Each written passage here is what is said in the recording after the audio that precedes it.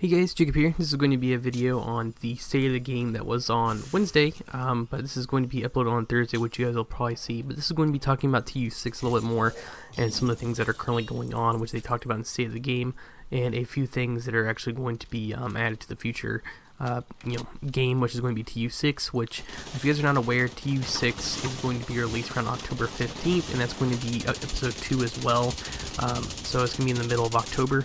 Another thing too is going to be the Explore Apparel event, which is going on September 24th to October 15th. So I feel like this is going to be pretty much right until the end when they bring out the new DLC, which would make a lot of sense to me, and also bring out the new update. So it basically gives us something to do while we wait for the new update, which also that's how you get the spacesuit outfit, if you guys are wondering, from this apparel event. Some of these things, which I did have to make a list because there's actually a decent amount of information that has been, released a little bit more. Some things are pretty much you guys already know. Some things you guys may not know, which some of these were talked about during State of the Game, and some of these were talked about in some of the patch notes, which I'm not going to cover everything because I already made a video on some of the nerfs and the buffs and stuff like that. But the first thing is going to be the gear sets. You guys will now be able to find the gear sets in the new targeting system, which I guess will be located on certain areas on the maps, or on the map, so you guys can go ahead, look for those and acquire them, and you can actually get them from the open world now, which that was something that was covered, but now I guess you can find them in the targeting system, so you guys can pinpoint which pieces you're trying to get and actually go for that gear set. And if you already have some for the raid, if you have played it, which there's gonna be different, like a chest piece and a backpack, those have talents on those. Apparently you can craft those as well, so you actually don't have to go back to the raid. You can craft those pieces and get those talents, apparently. So I know some people worried, like, oh, am I gonna have to go back to the whole raid to get new pieces, or will can I get these in the open world, or can I craft them? The ones in the open world are going to be a little bit different, obviously. If you haven't done the raid and you don't have the blueprint, those are just going to be like your standard ones. But if you have the blueprint, or if you have the ones from the raid, then you can just craft those and get the blueprint that's pretty much already on those, and you really don't have to worry about it, because that's essentially what the new ones are going to be, and essentially you can just craft them, and boom, you have the talents and stuff like that. Now the next thing is going to be some of the graphs they did show in State of the Game, which there was an LMG one and an assault rifle one. You guys can see here, this is the assault rifle one before, and you guys can see some of the guns on, before and after. You guys can see here, this is the after of what the guns look like now, and they're pretty much more close together and more balanced. You can see some of them are a little bit higher than others, some of them are a little bit lower, but they're pretty close together, and this is going to allow essentially more usage of certain guns in the game. The main thing that people are asking about, or most likely will ask me when I upload this, is the Eagle Bear. Apparently the Eagle Bear is still the king. It's still a really good assault rifle. It does have really good attachments on it, and I still think you guys should try getting it in the raid. It's still not nerfed completely. It's still a pretty good gun, so don't give up on that. Just keep trying to get it if you guys haven't gotten it yet. I still haven't gotten mine, but it's still a good gun overall. I just think that they made some of the the P4 and some of the other guns on par with each other. That way you have more variety of guns to use. But the Eagle Bear, from what I've heard, is still the best AR in the game currently, because of it does have most likely a little bit more higher base damage, and it is an exotic. Another thing too, apparently, is we're going to get a new specialization from TU6.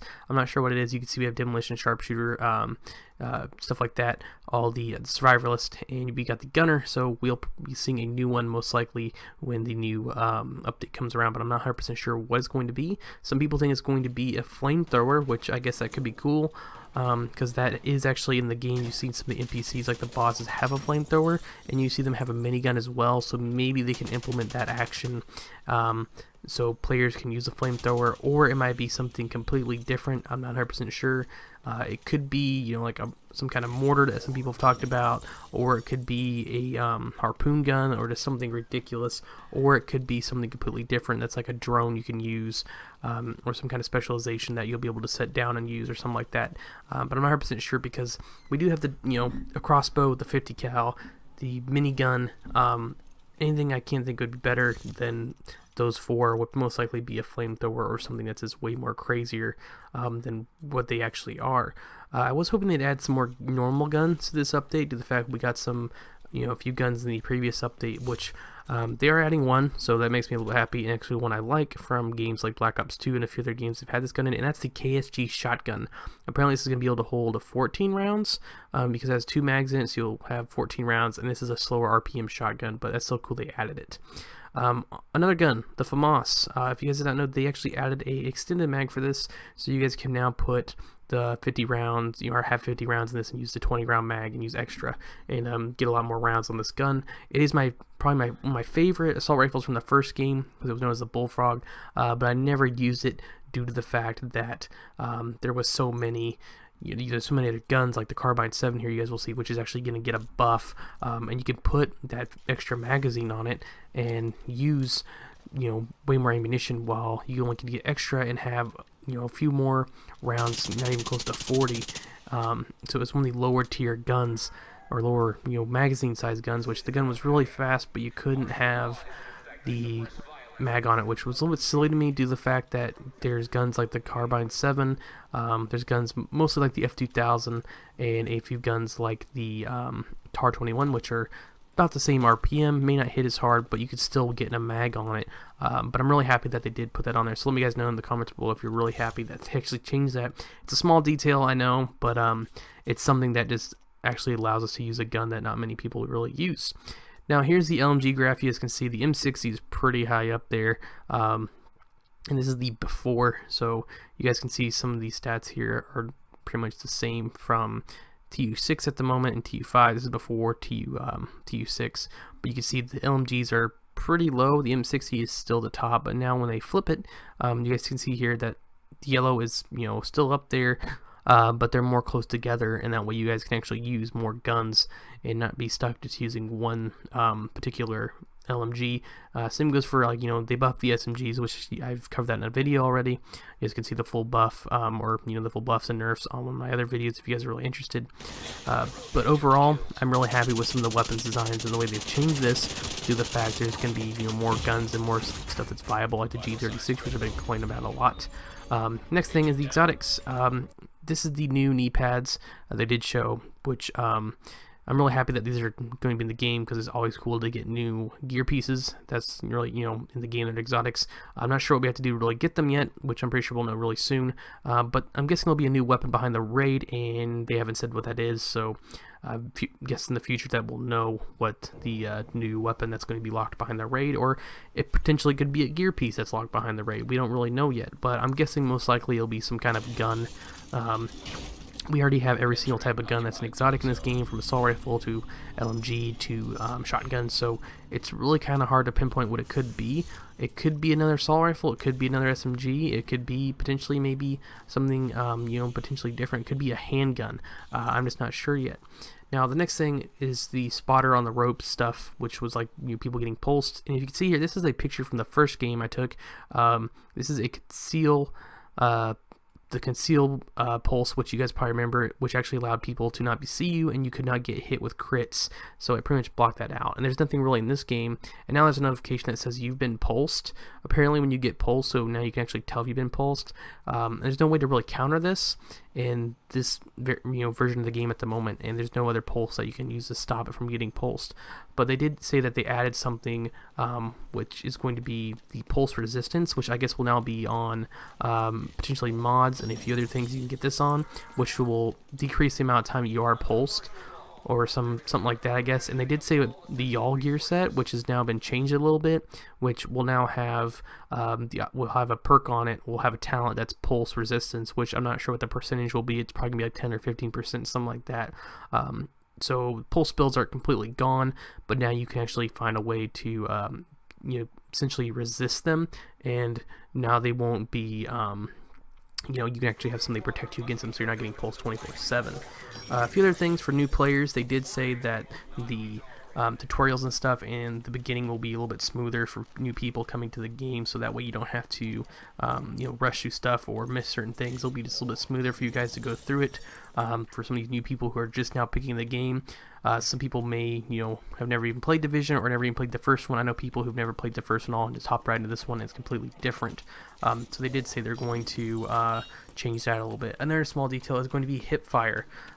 Most people run around with the Eagle Bear or P416 and just hip fire all day long. Apparently now that you will walk when you try to hip fire, there's no running really fast. You just potentially go really slow, apparently, when you hip fire now. Another thing too is going to be the talents and buffs and stuff like that. Like I said, that's already been covered in our video, and you guys can no longer stack talents as well. I'm going to say that again. I think I covered that as well, but you cannot have 2 devastatings due to the fact they increase damage of certain talents. Instead of having 5%, it's now like 10%. Same goes for hard hitting. It's now 25%, so you can't stack those. So you will be limited on what you can stack and what you cannot stack. At the moment, I guess in the PTS they did buff some of the weapons. So people are mostly using like ARs and stuff like that, SMGs, as you guys have seen some of the footage that some people posted. And now there's no more critical strike range, and that's pretty much on mods. You can make that go a little bit higher, but apparently they're removing that, so you will not have critical strike range anymore to worry about, which makes me really happy because that's something that's actually annoyed me for a decent amount of time. So that will no longer be there. A few other things is the movement change, which they talked about today. Is apparently the movement is going to be messed with a little bit, so when you guys hop over certain things, it's actually going to, I guess, affect the way you move. So I guess when you hop over, like say you drop down off of like a wall or something, you'll do like a roll or something, or it just might be completely different. I know you guys kind of feel like you're carrying a bag of bricks in your backpack because you just feel like you're weighted down, and the character movement is a little bit different compared to Div 1, where you get strafe all day long. And you really didn't have to worry about that stuff. But now in this one, it's it's just they're gonna be changing it apparently and fixing it. Also, there's going to be 36 new named gear items and just 16 weapons. So those are the unique gear items that have like the perfect talents on them, like perfect on the rogue, perfect vigilance, perfect spotter, all those things, perfect berserk. They'll have stuff like that in the gear. So if you guys want to go in there, and they did say that some of those I guess are gonna be dark zone items as well. So you might have to go in the dark zone and get them. But there's going to be new items for you guys to use and mess around with that might be a little bit more powerful than the other ones. So you might find vigilance that gives you standard proc, but now apparently it's going to be like a 30% if you can find the perfect variant of it, or if wicked is like 15, you might find one that's 20%, have a little bit more. So that's pretty cool that they added stuff like that. But that's just a quick video on some of the things they are changing and some of the things they talked about in State of the Game. I just wanted to discuss with you guys. But thank you guys all for watching. Make sure you guys subscribe for more Division 2 content. And just a heads up, I know I haven't been uploading a little bit the past few days. I'm sorry. I decided to take a break because Borderlands was actually a lot of fun playing, but it took up a lot of my time instead of playing Division, so I kind of had to limit what I was uploading and edit stuff. But from now on, there should be more Division content than Borderlands stuff due to the fact I'm done with that game. But that's just a reminder, letting you guys know now that I will be uploading more frequently than normal. Like I said, thank you guys all for watching. As always, I'll catch you guys in the next one.